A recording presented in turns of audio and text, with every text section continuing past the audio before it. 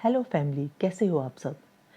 अक्सर हम सबके साथ होता है कि हम में से हर कोई अपने जीवन में आगे बढ़ना चाहता है और कुछ ना कुछ जीवन में अचीव करने की कोशिश करता है।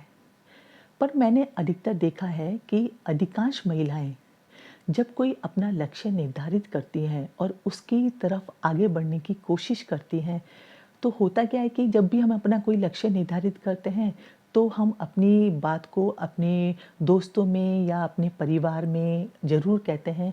तो वो भी अपनी-अपनी समझ के अकॉर्डिंग सलाह भी देते हैं और कुछ लोग ऐसे होते हैं जो कि टाँग खींचने वाले होते हैं।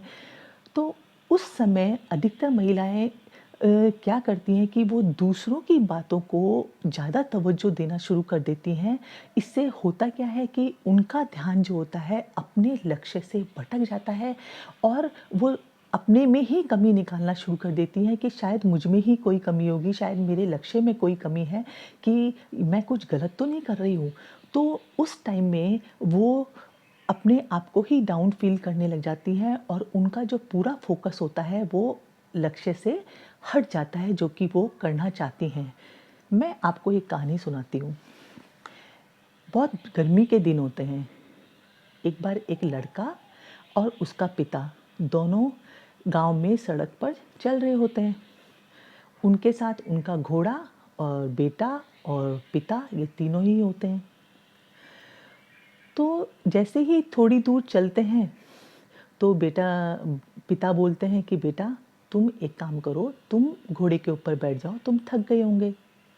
तो बेटा घोड़े के ऊपर बैठ जाता है। जैसे ही आधा किलोमीटर आगे पहुंचते हैं तो कुछ लोग उनको रास्ते में मिलते हैं और वो बातें बनाना शुरू कर देते हैं कि देखो कैसा नालायक बेटा है कि जो बुजुर्ग बाप है वो तो पैदल चल रहा है और ये जो बेटा है ये मज़े से घोड़े पे बैठ के चल रहा है। अब बेटा बड़ा स्वाभिमानी होता है, उसको शर्म आ जाती है, तो वो तुरंत घोड़े पर से उतर जाता है और अपने पिता को घोड़े के ऊपर बैठा देता है। फिर दोनों बातें करते हुए मस्ती से आगे चलते रहते हैं, अपना टाइम व्यतीत करते हुए जैसे ही आधा 1 किलोमीटर दूर पहुंचते हैं तो फिर कुछ लोग मिल जाते हैं। फिर वो बोलने लगते हैं कि कैसा बाप है, अपने छोटे बच्चे को तो पैदल चला रहा है और खुद आराम से बैठा हुआ है। तो उसका पिता बड़ा शर्म महसूस करता है, वो भी घोड़े पे से उतर जाता है। अब होता क्या है कि घोड़ा की लगाम पकड़कर पिता और बेटा दोनों पैदल चल रहे हैं और घोड़ा खाली आराम से चल रहा है। थोड़ी दूर पहुंचने के बाद कुछ लोग मिल जाते हैं। वो बोलते हैं कि कैसे मूर्ख लोग हैं कि घोड़ा है इनके पास और दोनों पैदल पैदल चल रहे हैं। तो दोनों बाप बेटे क्या करते हैं कि घोड़े के ऊपर बैठ जाते हैं और आराम से हॉर्स राइडिंग करते हुए काफ़ी लंबा सफ़र तय कर लेते हैं। जैसे ही वो गांव के बाहर पहुंचते हैं तो कुछ लोग और मिल जाते हैं। अब वो बोलते हैं कि कैसे बेवकूफ़ लोग हैं कि घोड़े को दोनों बैठे हुए हैं घोड़े पर और बेचारा घोड़ा अधमरा हुआ जा रहा है। तो दोनों बाप बेटे क्या करते हैं कि घोड़े पर से उतर जाते हैं और पेड़ की छाँव में बैठ जाते हैं और घोड़े को भी वहीं पर बांध देते हैं। जब वो पेड़ के नीचे बैठे होते हैं तो काफ़ी देर सोचने के बाद पिता उनसे बोलता है बेटे से कि बेटा जैसे जैसे तुम अपने मंजिल की तरफ बढ़ोगे तो तुम्हें टांग खींचने वाले, तुम्हें नकारात्मकता नेगेटिविटी की तरफ ले जाने वाले बहुत से लोग मिलेंगे, पर तुम डटे रहना, तुम अपने मंजिल की तरफ बढ़ते रहना।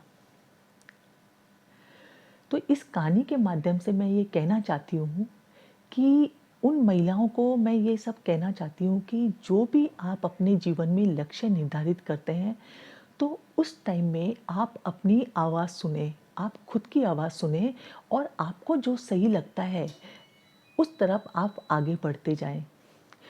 आपको इस समाज में चाहे ऑफिस हो चाहे घर परिवार हो, आपको सब तरफ नेगेटिविटी का माहौल मिलेगा।